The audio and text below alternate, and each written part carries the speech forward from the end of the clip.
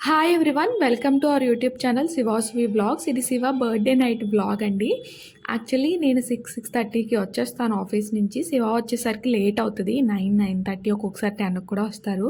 So తను వచ్చేలోపే చిన్నగా decoration చేసి కేక్ కట్ చేపిద్దాము, సర్ప్రైజ్ చేద్దాము తన్ని అని చెప్పేసి డెకరేషన్ అయితే స్టార్ట్ చేశాను. ఆఫీస్ నుంచి రాగానే తను వచ్చేలోపు చేసేయాలి కదా, తను ఉంటే చేయనివ్వరండి, ఎందుకు ఇవన్నీ అది ఇది అంటారు. సో అందుకని తను రాకముందే చేద్దామని హడావిడిగా స్టార్ట్ చేశాను. ఆఫీస్ నుంచి వచ్చేప్పుడే బలూన్స్ అన్నీ తెచ్చేసుకున్నాను నాకు కావాల్సినవన్నీ.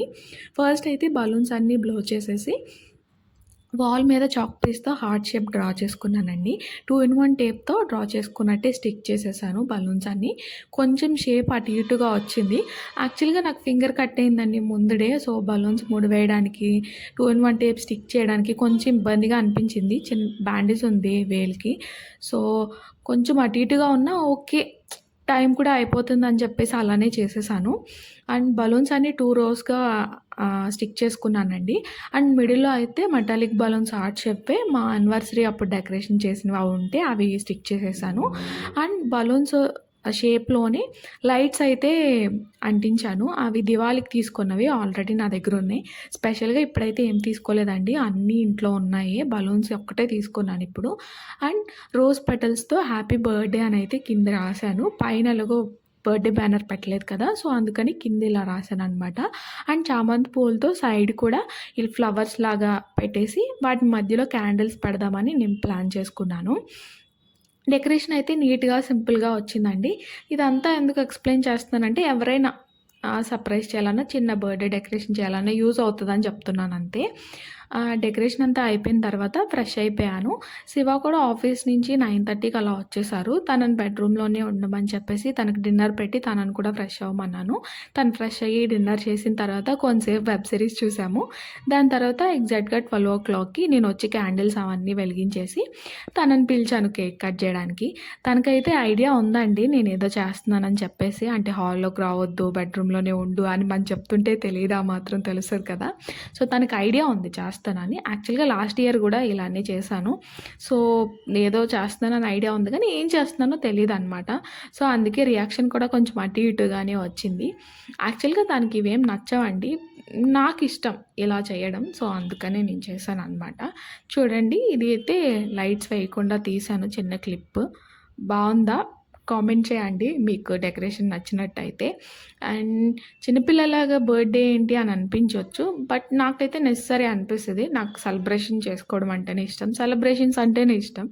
సో అందుకనే అనమాట. అండ్ కేక్ మీద కన్నా అని రాయించాను. సో నేను కన్నా అని పిలుస్తాను శివాని. బాగా ఎక్కువ ఇష్టం వచ్చేసినప్పుడు. Here is birthday bye.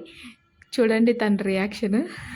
చాలా హ్యాపీగా ఫీల్ అయ్యారు. వద్దు అని చెప్తారులే గానీ, ఇన్ని ఎఫర్ట్స్ పెట్టి చేస్తే హ్యాపీగా ఎందుకు ఫీల్ అవ్వరు?